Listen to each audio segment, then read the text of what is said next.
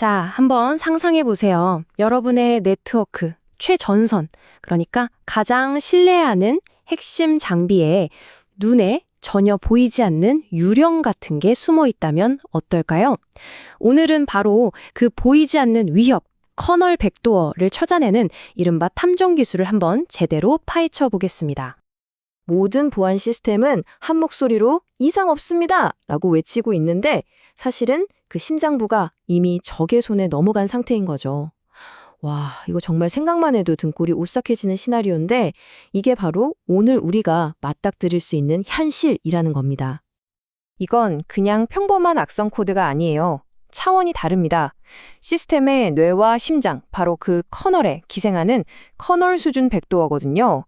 운영체제의 가장 깊숙한 곳에 숨어서 웬만한 보안 스캔으로는 절대 잡히지 않는 말 그대로 완벽한 유령이 셈이죠.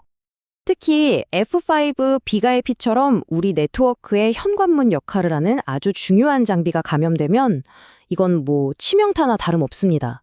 가장 믿었던 문지기가 사실은 적의 스파이였다는 거잖아요. 누구도 의심하지 않는 완벽한 사각지대가 만들어지는 바로 그 순간입니다. 아니 그럼 애초에 숨도록 설계된 이런 위협을 도대체 어떻게 찾아낼 수 있을까요? 방법은 딱 하나입니다.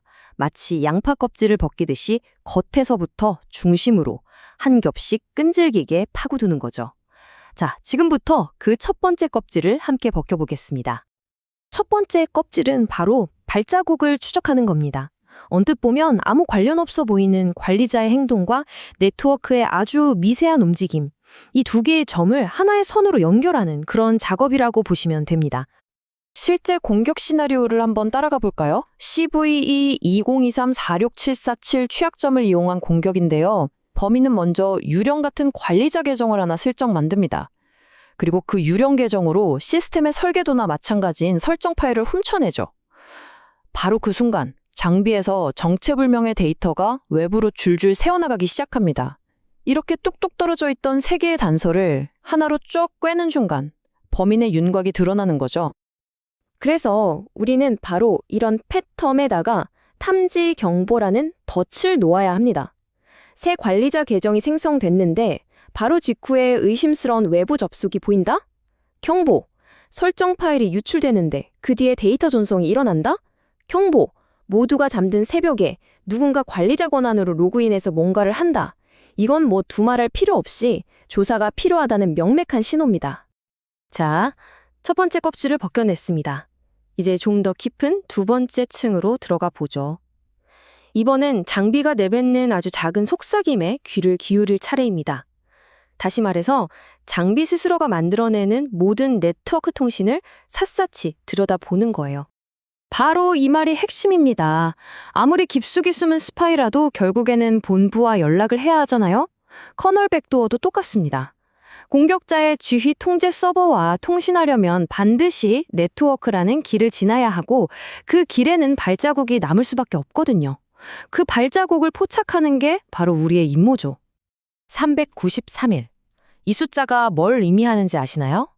한 악명 높은 공격 그룹이 발각되지 않고 시스템 안에 머물렀던 평균 시간이라고 합니다.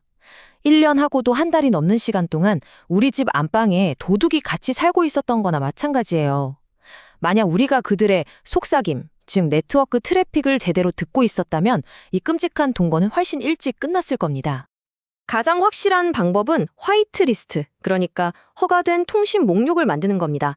시간 동기화나 라이선스 인증처럼 신원이 확실한 이른바 BIP 통신만 통과시키고요. 명단에 없는 낯선 IP나 이상한 포트로 나가려는 모든 시도는 즉시 경보를 울려서 막아버리는 거죠. 원리는 정말 간단한데 효과는 아주 막강합니다. 자, 이제 드디어 마지막입니다. 양파의 가장 중심부로 들어갈 차례인데요. 바로 장비의 설계도 자체를 검증하는 단계입니다. 시스템의 뼈대를 이루는 핵심 파일들이 원래 모습 그대로인지, 혹시 변조되지는 않았는지 직접 확인하는 최종 검사라고 할 수 있죠. 이걸 좀 더 이해하기 쉽게 비유하자면 장비의 디지털 DNA 테스트를 한다고 생각하시면 딱 맞아요. 원래의 순수한 상태, 그 원본 DNA와 현재 상태를 대조해서 혹시 모를 변종, 즉 악성 코드가 있는지 없는지 확인하는 겁니다. 검증 방법은 크게 세 가지입니다. 첫째, 소프트웨어의 지문이라고 할 수 있는 해시 값을 대조해서 공식 출고된 순정 부품이 맞는지 확인하고요. 둘째, 시스템이 시작될 때마다 슬쩍 끼어드는 불청객은 없는지 부팅 경로를 샅샅이 뒤집니다. 그리고 마지막으로 가장 건강했던 시절의 백업본과 현재 설정을 비교해서 그 사이에 어떤 수상한 변화가 생겼는지 찾아내는 거죠. 마치 틀린 그림 찾기처럼요. 자, 이렇게 세 겸의 방어막을 겹치면 어떤 일이 일어날까요? 우리는 더 이상 불이 다 나고 나서야 출동하는 소방차가 아니게 됩니다. 불씨가 피어오르기도 전에 먼저 찾아내서 제거하는 진정한 의미의 선제적 방어 체계를 갖추게 되는 거죠. 다시 한번 정리해 볼까요? 겉으로 드러난 발자국을 추적해서 침입의 단서를 잡고 내부에 숨어서 나누는 속삭임을 엿들어서 적의 통신을 감청하고 마지막으로 설계도를 대조해서 시스템의 순수성을 증명하는 것. 이 세 겹의 방어막이야말로 보이지 않는 적을 상대하는 우리의 가장 강력한 무기입니다. 물론 뭐니 해도 최고의 방어는 예방이죠. 평소에 성벽을 튼튼하게 쌓아두어야 합니다. 모든 기록, 즉 로그를 중앙관제 시스템 SIM으로 모아서 종합적으로 분석하고요. 관리자에게는 꼭 필요한 열쇠만 주세요. 그리고 정말 중요한 것, 아예 바깥으로 통하는 불필요한 문과 창문은 전부 막아버리고 발견된 취약점은 즉시 보수하는 겁니다. 공격자가 비집고 들어올 틈 자체를 주지 않는 거죠. 마지막으로 이 질문을 한번 던져봅니다. 우리는 늘 외부에서 들어오는 공격을 막는 데 집중하잖아요. 하지만 정말 무서운 위협은 어쩌면 이미 내부에 들어와 있는지도 모릅니다. 여러분의 방화벽, 그 안쪽, 철석같이 신뢰한다고 믿었던 바로 그 장비에서 시작되는 위협을 여러분은 제대로 감시하고 계신가요?